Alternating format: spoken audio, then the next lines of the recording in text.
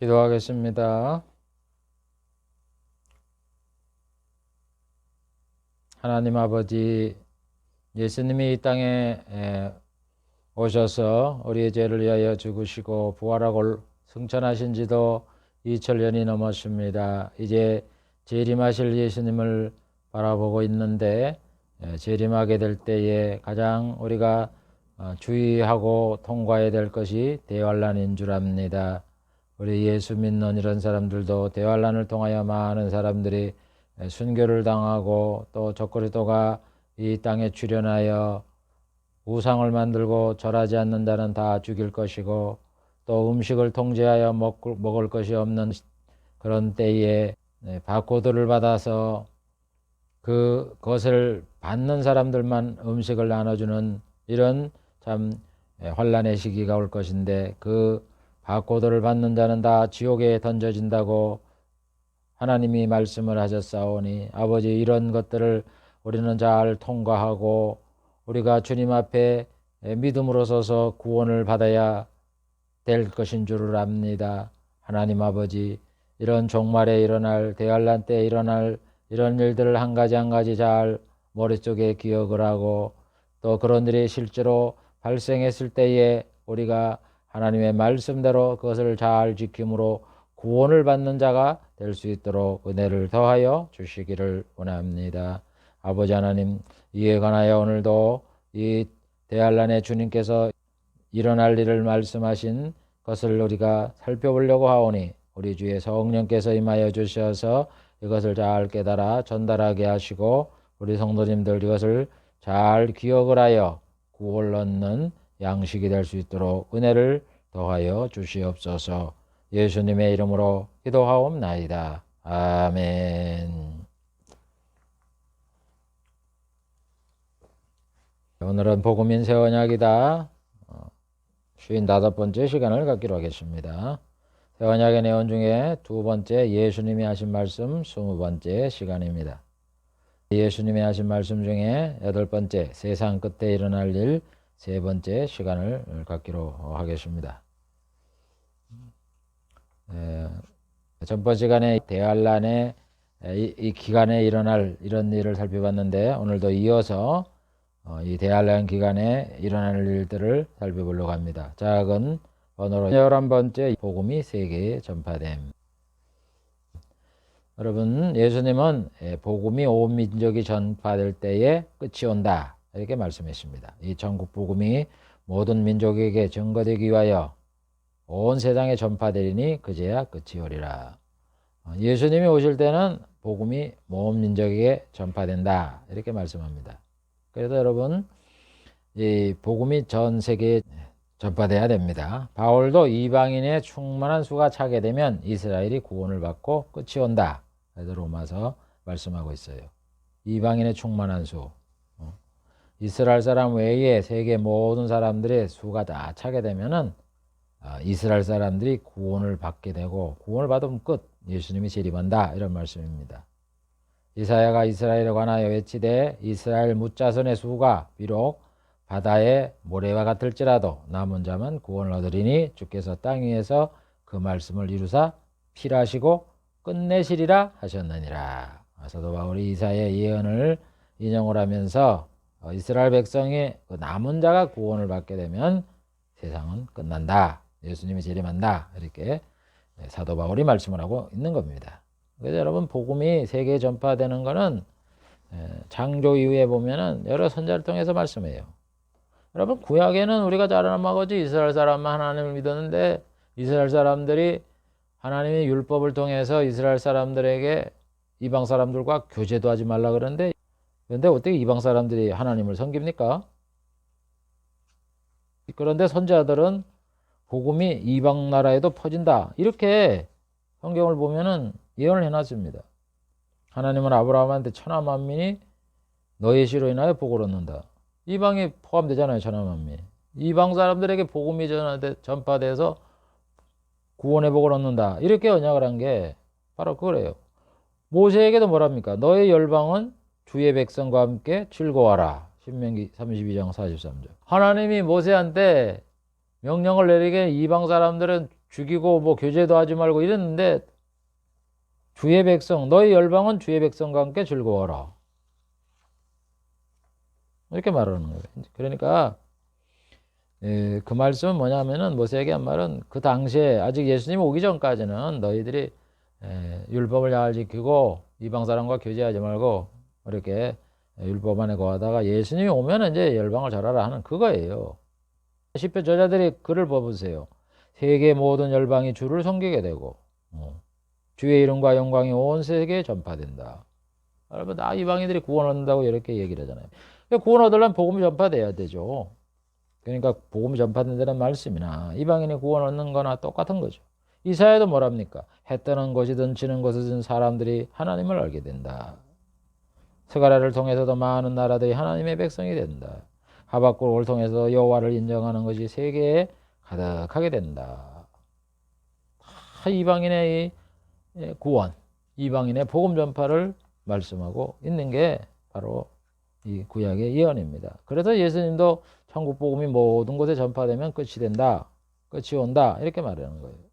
그럼 복음이 왜 세계에 전파되면 끝이 옵니까? 대환란이 와서 끝이 됩니까? 여러분 복음이 전파되면 어떤 일이 생겨요? 예수를 믿어서 구원받는 성도가 생기잖아요. 그래서 여러분 이 복음이 뭐예요? 천국 건설 아닙니까? 하나님의 나라 건설. 그럼 하나님의 나라를 건설하려면 하나님만 나라를 세우면 하나님이 성삼일체가 예전에도 계셨으니까 그 당시에 나라를 세우지 왜 지금 벌써 지구 역사 6천년이 넘었는데 아직까지도 하나님의 나라가 건설되게 있습니까? 무엇 때문에 이렇게 역사가 진행돼요? 성도를 모으는 거잖아요. 성도. 천국 갈 백성의 수를 채우는 거 아니에요. 그래서 여러분 복음 전파는 하나님을 믿어 천국에 들어가 천국의 백성들 성도의 수를 모집하는 기간이다 이런 얘기예요. 그래서 그 수가 다 차면 어떻게 돼요? 끝나는 거죠. 그럼 우리가 뭐 대학이나 어디 뭐 공무원 시험이나 저 민간 회사에 취직하고 그럴 적에 수가 다 차 보세요. 끝나잖아요. 똑같은 겁니다. 그래서 복음이 세계에 전파되면 이 대환란이 발생되고 세상 끝이 오는 거예요. 그래서 복음이 민족에게 증거되기 위해서 온 세상에 전파된다 이 말씀을 했기 때문에 이게 복음 전파가 두 가지 방향으로 세상에 복음이 전파됩니다. 하나는 두 증인이 예언을 해서 3년 반 동안 복음을 전파하게 해요. 계시록 11장 3절부터 7절에 보면 내가 나의 두 증인에게 권세를 주리니 저가 굵은 베옷을 입고 1260일을 예언하리라. 그러니까 하나님이 두 증인한테 이 사람은 두 촛대요, 두 감람나무라 했잖아요. 감람나무가 뭐예요? 사도 바울이 얘기했잖아요. 돌감람나무, 창감람나무. 이 두 감람나무다 이런 얘기예요. 믿는 성도다 이런 얘기죠. 촛대, 교회다. 교회의 두 이 성도다 이런 얘기예요. 이 사람들이 베옷을 입고 1260일정한 예언을 해요. 하나님을 증거한다고요. 그래서 막 하나님을 대적하는 사람이 있으면 하늘에 불이 내려와서 이 사람들 죽게 하고 이 사람들 통해서 복음을 전하는 거예요. 이제 대환란 기간은 막바지고 막 자연의 재앙이 일어나고 정말 하나님이 계신 것을 믿을 수 있는 이런 좋은 기회잖아요. 그래서 이 두 증인이 그 역할을 하는 거예요. 1260일. 이게 3년 반이에요.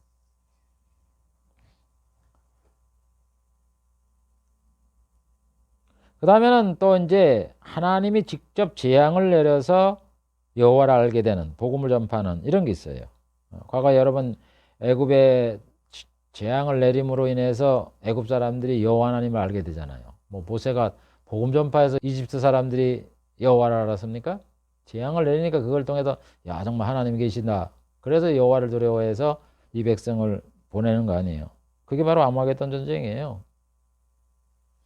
아마겟돈 전쟁은 적그리스도와 거짓 선자의 그 미혹을 받아서 곡과 마곡 이런 사람들이 전 세계 사람들이 이스라엘을 쳐들어오잖아요.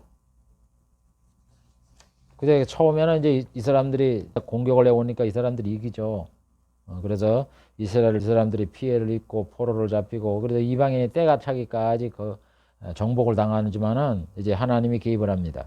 하나님이 개입을 해서 마치 애굽의 10가지 재앙을 일으켜서 그 나라를 초토화시키듯이 이 재앙을 내려요. 눈이 썩고 말에 눈이 썩고 막 서로 간에 내분이 일어나고 그래서 결국 이 사람들이 이 열방의 나라들이 죽는 거예요. 적그리스도와 이 그 거짓 선자는 사로잡히고 산채로 유황불 속에 들어가고. 그래서 그거를 에스겔서 39장 7절에 또 예언을 해놔요. 내가 내 거룩한 이름을 내 백성 이스라엘에게 알게 해서 다시는 거룩한 이름을 더럽히지 않게 하리니 열국이 나를 여호와 이스라엘의 거룩한 자인 줄을 알게 하리라. 그날 이후에 이스라엘 족속은 나를 여호와 자기들의 하나님인 줄을 알겠고. 이 에스겔 39장은 곡과 마곡 전쟁을 얘기를 합니다. 38, 39로 알고 있는데 39장 그 전후로 보면은 곡과 마곡의 전쟁을 얘기를 하면서 그 전쟁을 통해서 열국이 여러 그 전쟁에 참여한 이런 나라들이 여호와 하나님을 알게 되는 이런 전쟁이 된다. 그리고 이스라엘도 여호와를 아는 그런 전쟁이 된다. 그래서 여러분 이스라엘 백성들이 민족적인 회개가 이 전쟁을 통해서 일어나는 거예요. 회개를 하는 거예요. 마치 애굽에서 이스라엘 백성들이 그 10가지 재앙을 통해서 여호와 하나님을 신뢰하잖아요. 그렇게 되는 겁니다.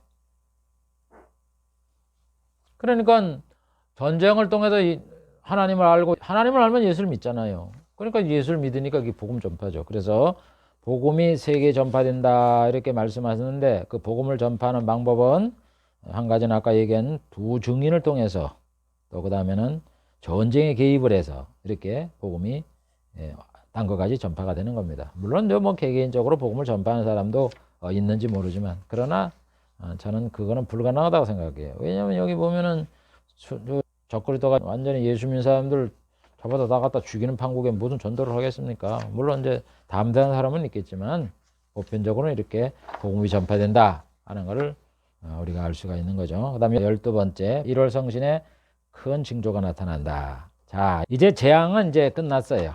대환란은 거의 끝나고 이제 뭐냐 1월 성신에 큰 이런 징조가 나타난다.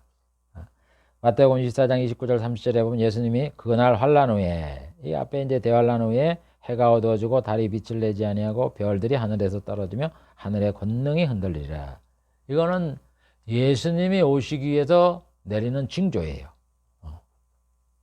그 환란 후에 이 대환란 뭐 파도에 오는 소리 막 쓰나미가 일어나고 뭐 여러 가지 불에 타고 큰 지진이 일어나고 우박이 생기고 이런 건 이제 다 끝나고 이제 그런 대환란이 다 지나가고 난 다음엔 하늘의 징조가 보이는 거예요. 예수님이 오실 징조가.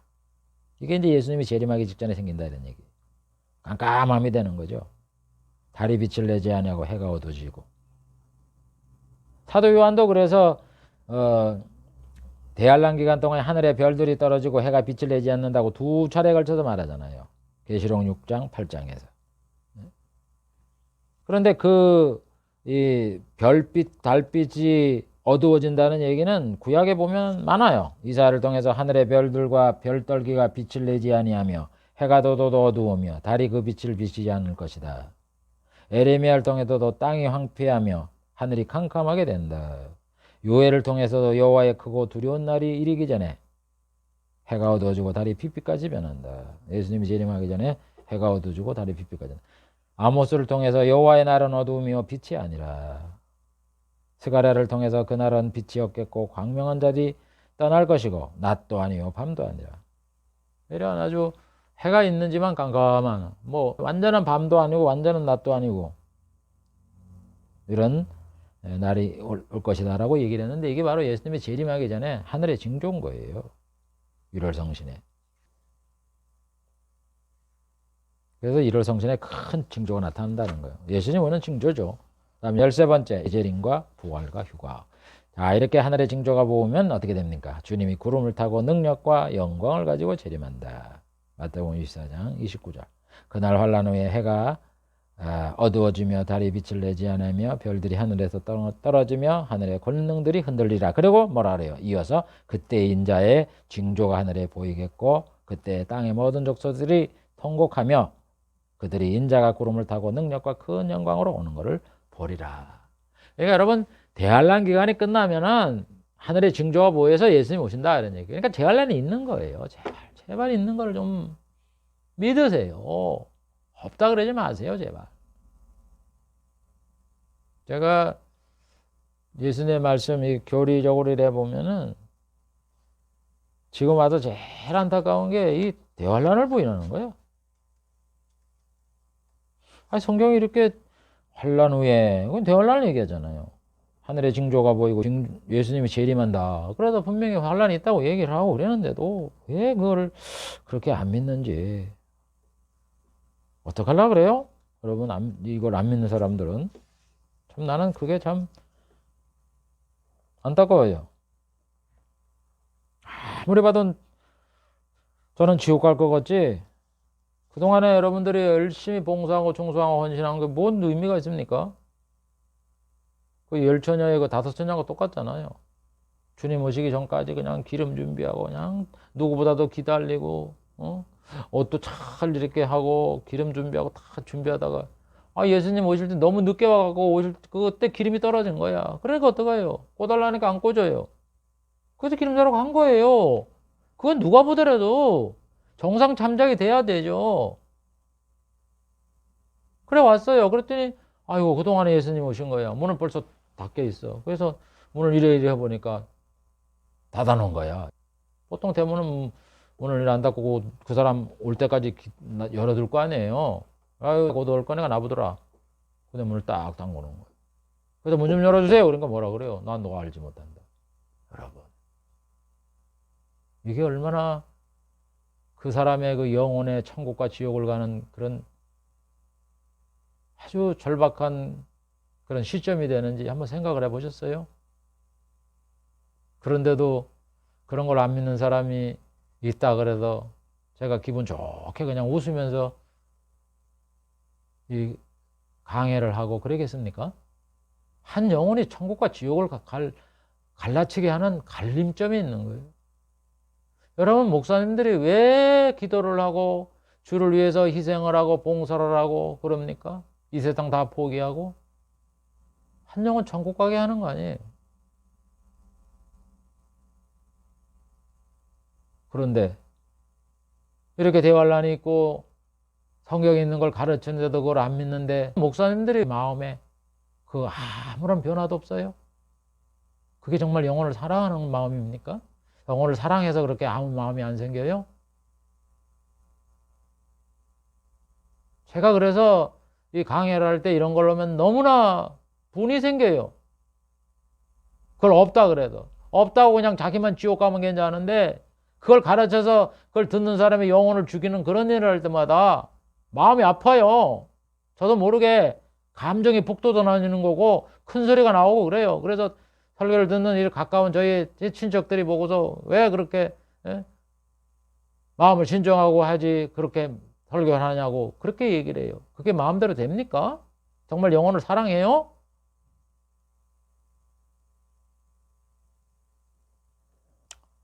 그래서 예수님이 하늘의 징조에 의해서 재림을 하는 거예요. 재림하면 어떻게 됩니까? 천사를 보내 천하에 있는 성도들 모은다 그러잖아요. 휴거잖아요, 휴거, 하늘로.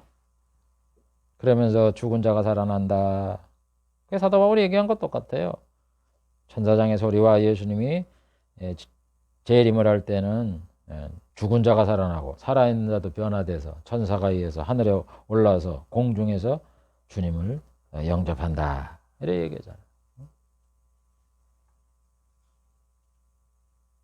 제가 이 한국에서 살면서 신앙생활하고 이렇게 이 교리를 이 성경을 강의하는 걸 이래 들어보면은 제가 보니까 뭐가 생각이 나냐면은 사사시대에 소견도로 행하였다라 하는 거하고 똑같아요. 제가 보면 성경이 이렇게 다 이걸 가르쳐 주는데도 제멋대로 그냥 해석을 해갖고는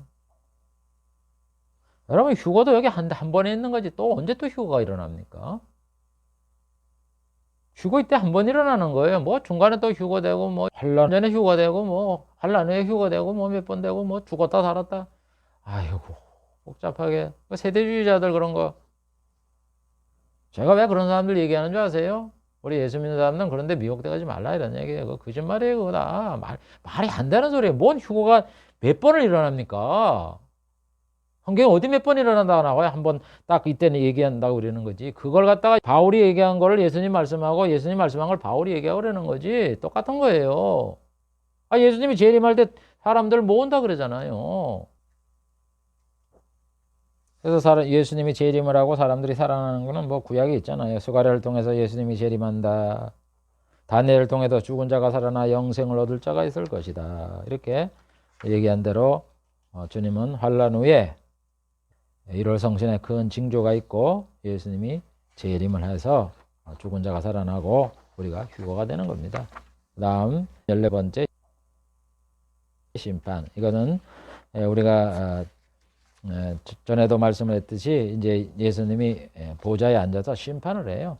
심판. 이게 이제 대환란 기간이 끝나면은 일어나는 일이죠. 그래서 재림하신 다음에 가장 중요한 일이 하나는 심판이에요. 심판. 심판은 뭐예요? 이 세상에 사람들이 많잖아요. 전 세계 사람을 다 모아놓고 악인은 지옥 보내고 의인은 천국으로 들어가게 하고. 그러니까 결국 심판을 왜 합니까? 천국을 건설하게 하는 거예요.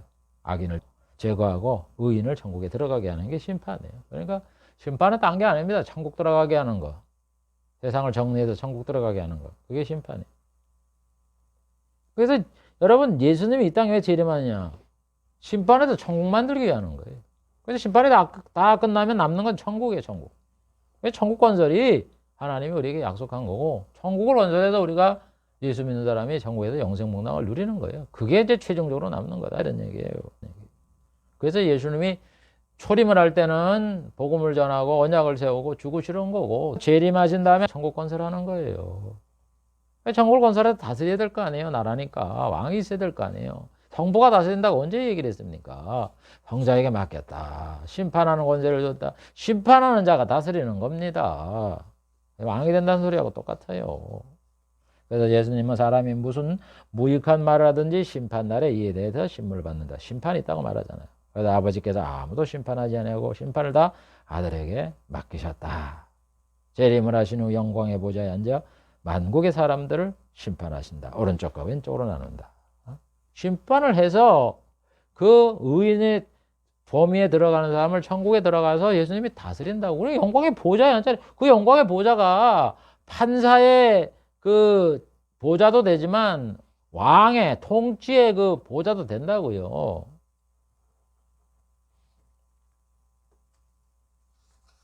그래서 구약에 보면은 선자들이 여호와의 심판이 있다 그러고 예수 그리스도의 심판이 있다 그러잖아요. 예수 그리스도의 심판. 이사야 11장에 보세요. 이새의 줄기에서 한 싹이 나며 결실할 것이요. 그가 공의로 빈핍한 자를 심판하며 공의로 허리들을 삼을 것이다. 공의로 심판한다 이런 얘기예요. 미가서 4장 3절. 그가 많은 민족 중에 심판하시며. 예수님을 얘기하는 거예요. 하나님이 아니라 그가 찔리면 우리가 허물을 인하며 예수님이 심판한다. 예수님 심판하는 게 예수님이 왕이 된다 이런 뜻이에요.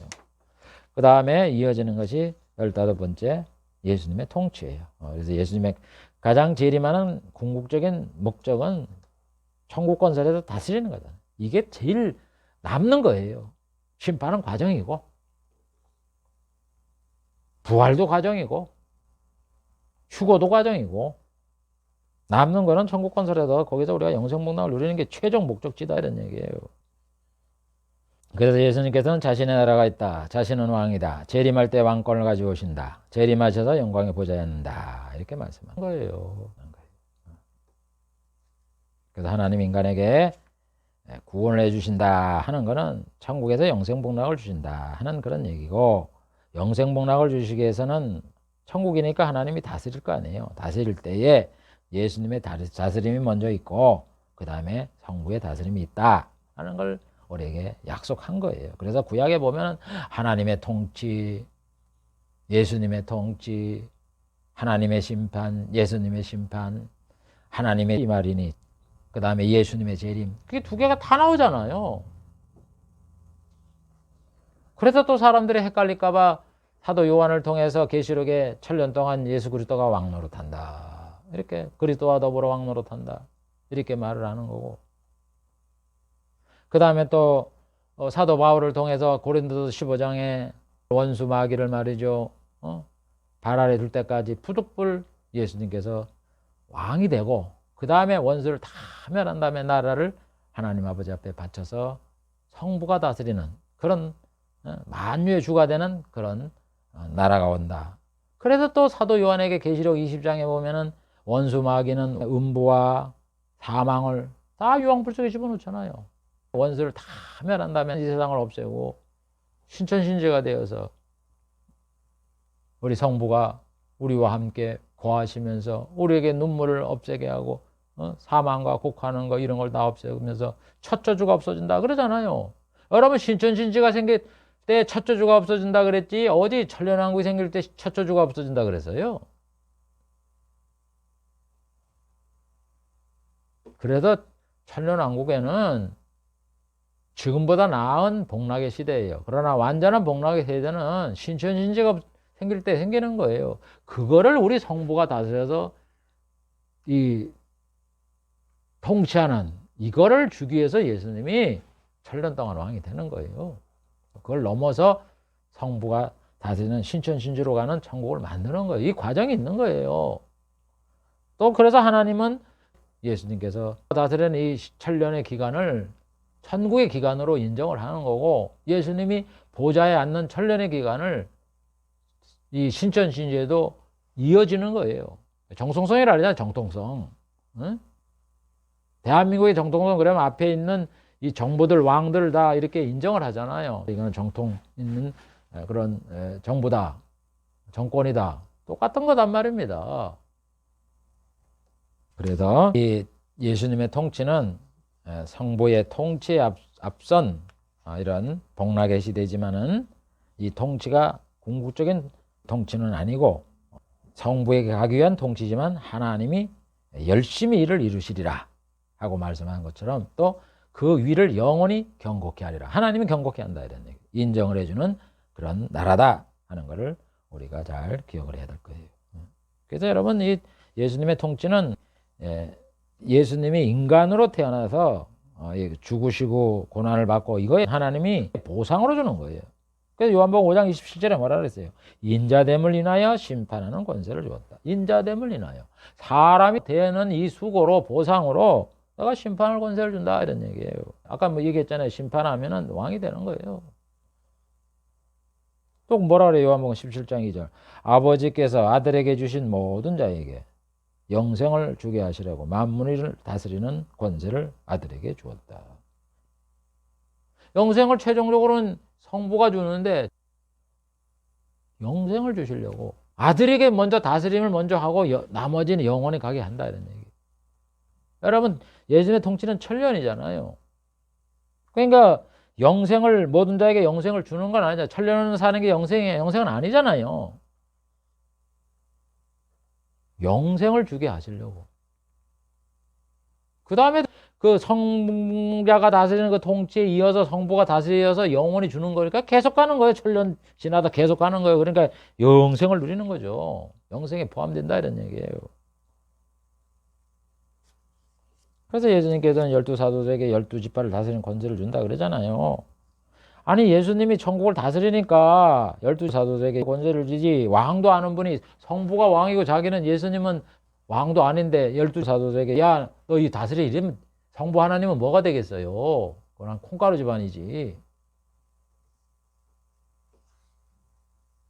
그래서 반드시 예수님의 통치가 하나님이 보증하는 인정하는 그런 통치가 있다 하는 걸 우리가 잘 기억을 해야 되는 겁니다. 그래서 하나님은 선지자를 통해서 예수님의 나라와 통치를 약속을 한 거예요. 다윗에게 너희 몸에 날 자식을 내 뒤에 세워 그 나라를 견고하게 하리라.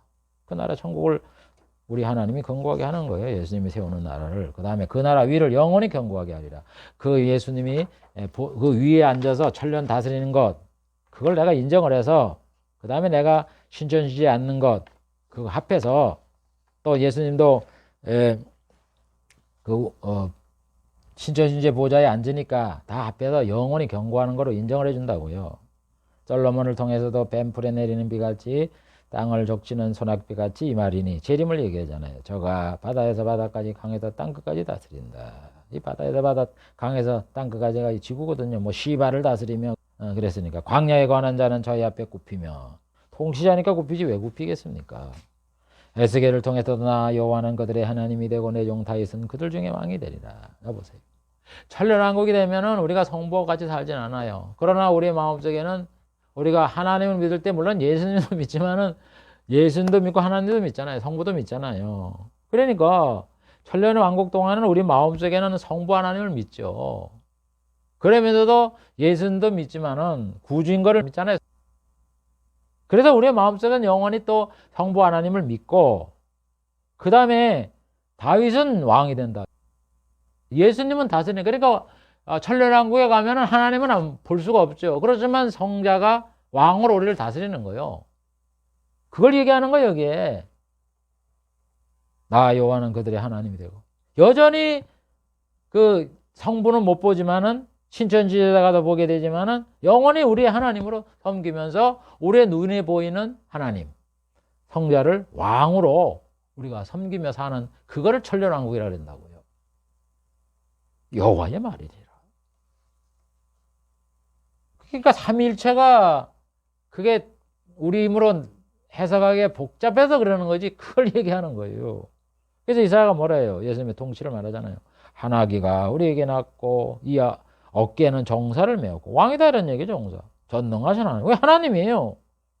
그러면서 평강의 왕이다. 보세요. 그러면서 그 정사와 평강에 더함이 무궁하며 다윗의 위에 앉아 다윗의 보좌에 앉아 그 나라를 굳게 세우고 천국을 굳게 세우고 영원토록 공평과 정의로 보존하거라.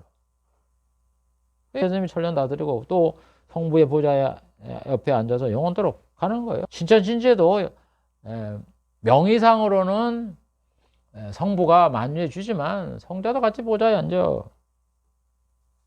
영원히 다스리는 거예요. 다니엘을 통해서도 그에게 권세와 영광과 나라를 주고 모든 백성과 나라들과 방언하는 자로 그를 섬기게 하였으니 그 권세는 영원한 권세라. 옮겨지지 아니할 것이요 그 나라는 폐하여지지 아니하리라. 여러분 성경에 예수님의 이 권세, 통치, 왕 이게 얼마나 많이 말씀을 했는데 히브리 저자도 그러잖아요. 이 모든 날 마지막에 아들로 우리에게 말씀하셨으니 예수님이 이 땅에 마지막에 오셨잖아요. 이 말세에 그래서 이 아들을 만유의 후사로 세웠다. 그래서 저로 말미암아 모든 세계를 지어졌다. 예수님이 세계를 만들고 세상을 창조하시고 만유의 후사로 세워졌다. 후사가 뭐예요? 왕위를 물려받는 게 후사 아니에요. 아버지에 있는 모든 걸 받는 거. 통치자죠. 그 다음에 16번째 시간이 됐기 때문에 정리를 해보겠습니다. 지금까지 3시간에 걸쳐서 예수님이 하신 그 이스라엘의 멸망과 성전의 파괴 그걸 살펴봤고 그 다음에 대환란이 시작될 때 일어날 살펴봤고 그 다음에 대환란 기간에 본격적으로 일어날 일, 그 다음에 적그리스도 권력 기간에 일어날 일, 그 다음에 주의 재림에 일어날 일 이런 거를 살펴보았습니다. 환란이 시작될 때는 거짓 그리스도와 적 그리스도가 많이 나타난다. 난리가 발생한다. 매스컴이 발달할 것이다. 전쟁과 민족이 독립이 가속화될 것이고 기근과 지진이 일어나고 전염병이 생긴다. 이렇게 말씀을 했습니다. 이것이 이제 동시에 일어나는 거예요. 일정한 기간 동안에 뭐 몇 년이 될지 뭐 10년이 될지 그건 모르지만은 1년이 될지 모르지만 이게 동시적으로 이렇게 생겨나는 겁니다. 그 다음에 이제 대환란이 본격화가 되면 바다와 파도에 오는 소리도 들리고 공고할 정도로 성도가 환란에 던져지게 되고 그 다음에 사랑이 식어지게 되고 그 다음에 대환란 기간에 가장 본격적인 환란은 적그리스도의 출현입니다. 3년 반 동안. 그래서 그가 출현을 하게 되면은 그가 정복을 해서 세 나라를 뺏고 그 다음에 10나라가 그와 연합을 하는 그런 정적인 변화가 생깁니다. 그걸 보면 알아요. 이제. 그 다음에 이제 우상을 세워요. 예루살렘 솔로몬 성전에 있는 그 자리에 우상을 세웁니다. 그리고 절하지 않는 사람 모든 사람을 죽여요. 그 다음에 뭐 하냐? 만국을 모아다 이스라엘과 전쟁을 하는 겁니다. 이때 이제 엄청난 환란을 일으키는 거죠. 그런데 이제 이 전쟁에서 예수님이 개입을 함으로 인해서 그래서 하나님이 개입한다 구약엔 그랬는데 요한계시록에 보면 예수님이 개입을 하죠. 하나님이신 예수님이 개입을 하죠. 전쟁의 승리를 해서 만민에게 복음이 전파되고 이스라엘 백성들에게는 하나님을 알게 되는 스가랴가 예언한 대로 이 통곡, 회개의 역사가 일어나는 거예요. 이렇게 되는 겁니다.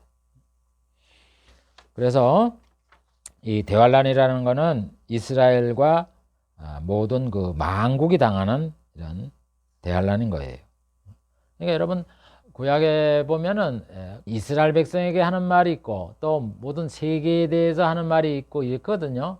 그러니까 그렇게 둘로 나눠서 하지만 역사는 하나잖아요. 무슨 얘기냐면은 대환란이 일어날 때 계시록 다니엘서 12장에 보면은 이런 말씀이 있어요. 그때에 내 민족을 호위하는 대군 미가엘이 일어날 것이고 큰 환란이 있으리니 이는 개국 이래로 그때까지 없던 환란이다. 그러면서 내 민족 중 무릇 책에 기록된 자가 구원을 얻을 것이다. 이런 말이 있어요. 그래서 이걸 보면은 요 하나만 보면 이스라엘에게 대한 얘기죠. 내 민족이라 그랬으니까. 이스라엘 민족에게 전무후무한 큰 환란이 있고 이때 구원을 받는 역사가 일어난다. 그러면은 이게 이제 역사적으로 보면은 이게 이스라엘에게 적용이 되지만 세계 역사가 이스라엘만 적용됩니까? 우리들도 다 똑같지.